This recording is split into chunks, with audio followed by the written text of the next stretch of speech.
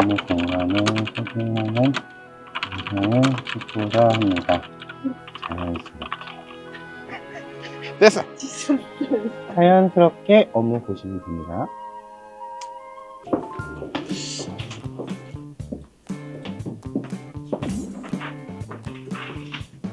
나만 찍을 거야. 나만 찍어.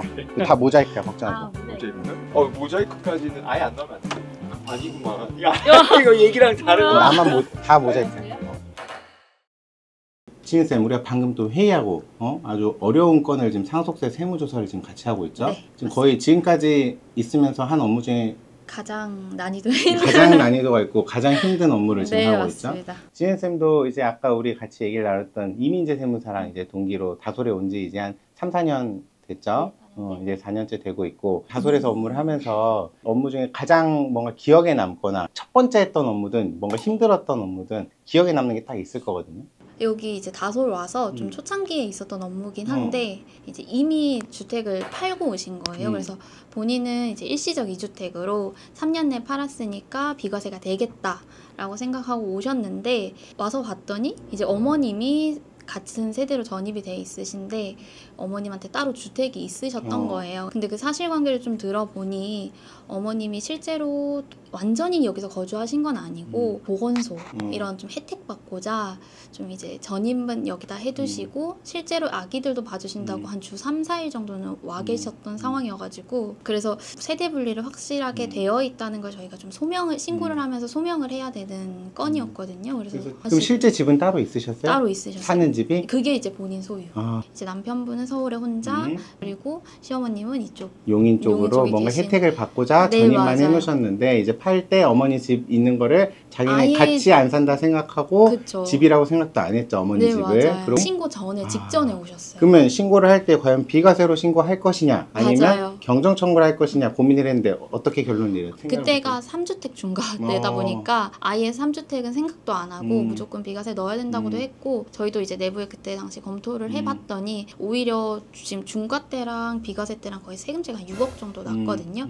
이러다 보니까 처음부터 저희가 먼저 3주택으로 신고 넣으면 돌려받기가 더 힘들 거라 그래서 그 케이스는 그냥 일단 비과세로 처음부터 해서 보충조서만 한 10장 정도로 해가지고 무슨 불복처럼 신고 들어갔던 케이스. 보충조서에는 어떤 내용을 넣었어요? 보충조서에는 어머님이 실제로 서울 본인 집 근처에서 생활하셨던 내용을 좀 많이 넣었거든요. 그래서 직전 한 3, 4년 동안 지하철 타신 내용 다 받아가지고 버스 탄 장소 그리고 하차한 장소 다 저희가 정리하고, 그래서 서울에 있는 본인 집이 용인보다 한 2, 3배 더 많다는 거 입증하고, 그리고 어머님 이렇게 동아리 활동한 그 운동하신 거 그런 거 사진 같은 거 찍어서 다 올리고 회비 납입하신 것도 올리고 해서 그런 실제 생활 환경 위주로 했고, 사실 여기서 제가 볼 때 중요한 점은 배우자분이 또 어쨌든 계셨고, 배우자분이 이제 서울 주거지에서 살았다라는 점에서 두 분이 사실 별거할 이유가 없으니까, 그 다음에 용인 집에서 이게 정말 어머니까지 같이 살기는 좀 버거웠고, 어머니는 정말 아이 육아를 좀 챙겨주러 도와주러 온 이런 케이스인데, 그거를 가지고 만약에 같은 세대원으로 봐서 1세대 1주택 비과세를 부인하고 3주택 중과를 해버린다면 앞으로는 아이들 보러 가실 때 시어머니 장모님들 조심하셔라라는 말까지 나와야 되는 상황이라 그거는 좀 불합리한 점이 있고,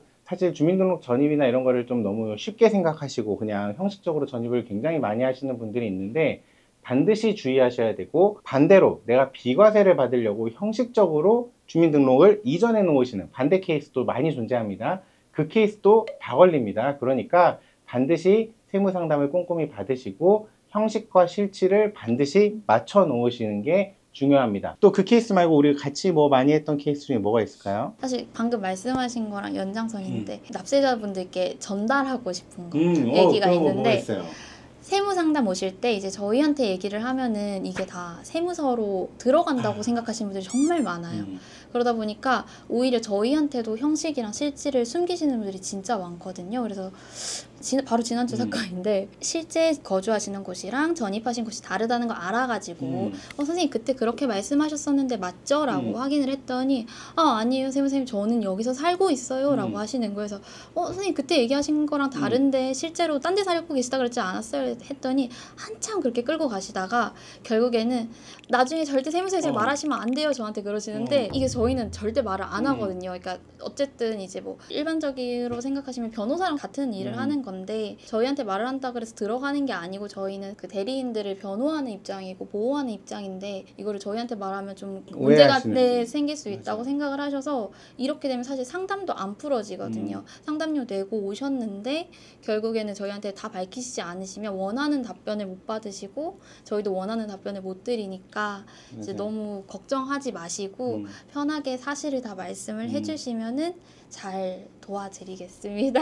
저희가 납득이 안 가는 경우에는 당연히 세무공무원도 납득이 안 갑니다. 그러다 보니까 방금 김지은 세무사가 상담을 하실 때는 세무사님들께는 반드시 진실 있는 그대로 말씀 주시고 당연히 그걸 들은 세무사는 상담 고객한테 비밀 유지 의무가 있기 때문에 불리한 행동은 절대 안 하기 때문에 세무사님들을 믿고 상담을 해주시면 좋겠네요. 또 뭐 혹시 기억나는 업무 중에 우리 업무 중에 기억나는 거 뭔가 본인이 했던 것 중에 심장이 덜컹거렸던 일. 이거는 일단 주택을 파셨는데 가액이 크지도 않아요. 한 3억짜리 파셨는데 이미 그때가 이제 2주택 상태에서 그냥 중과될 걸 알고 파셨기 때문에 1억 5천 정도가 반 정도가 세금이 나왔어요. 세금이 나온 상태로 이제 신고도 다 마무리됐어요. 근데 그 이후에 또 연락이 세무서에서 온 거예요. 이제 이미 신고 끝났는데 이분 주거용 오피스텔 있는 거 알았냐?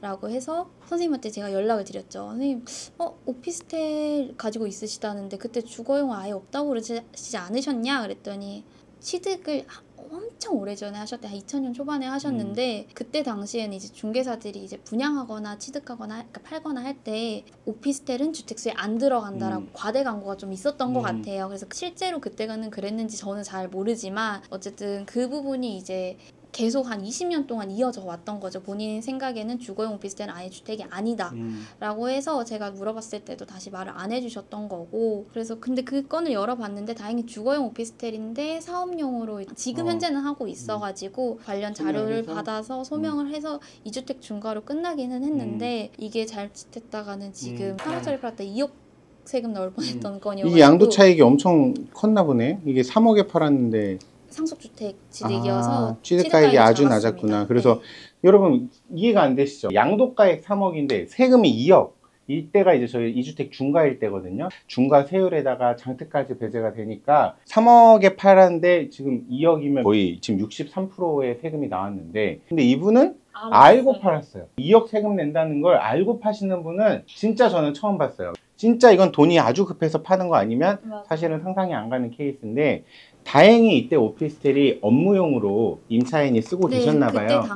저희가 그걸 잘 입증을 해서 또 막았다고 합니다. 김진현 세무사. 근데 저도 오피스텔 관련돼서 지금 여러 건을 수행을 했고 실제 하나는 법원 가서도 이겼는데 제가 오피스텔 관련해서는 너무너무 주의하셔야 될 점이 많기 때문에 다음에 오피스텔 관련해서 취득, 그 다음 보유, 그 다음에 제일 중요한 양도 할 때 주택수에 관련해서 제가 한번 정리를 쫙 해드릴 테니까 그 동영상 꼭 봐주세요.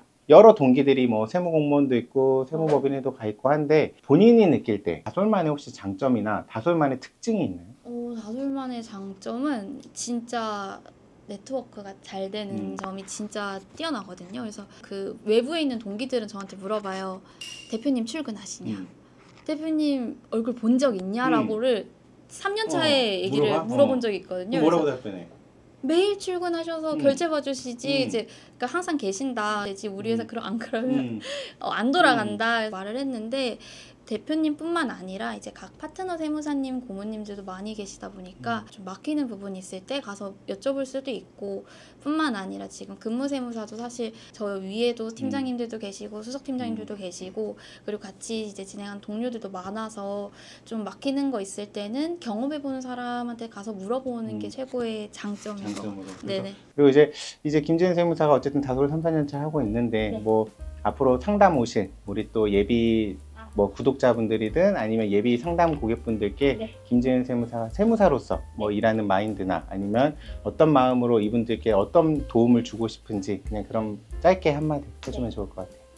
좀 처음에 이제 상담 저를 배정받고 나면 생각보다 이제 저희 연령대가 어리다 보니까 저뿐만 아니라 그냥 전체 다 어리다 보니까 좀 걱정하시는 분들이 있는데 제가 생각했을 때 저랑 이제 상담하시거나 업무 진행하시고 나서 기분 안 좋게 끝내시는 분은 본 적이 없거든요. 그래서 제가 그래도 뭐 딸처럼 뭐 잘 아는 동생처럼 잘 도와드리고 있으니까 너무 걱정하지 마시고 편하게 방문하셔서 상담도 진행하시고 업무도 진행 함께 했으면 좋겠습니다. 이거 뭐다 끝난 거죠? 네, 끝났어요. 아니 말하고 싶은 거 좀 많았는데 그런 계속 그냥 자기 이야기 계속 해가지고 이게 너무 가만히 처음 찍은 거니까 너무 얼어가지고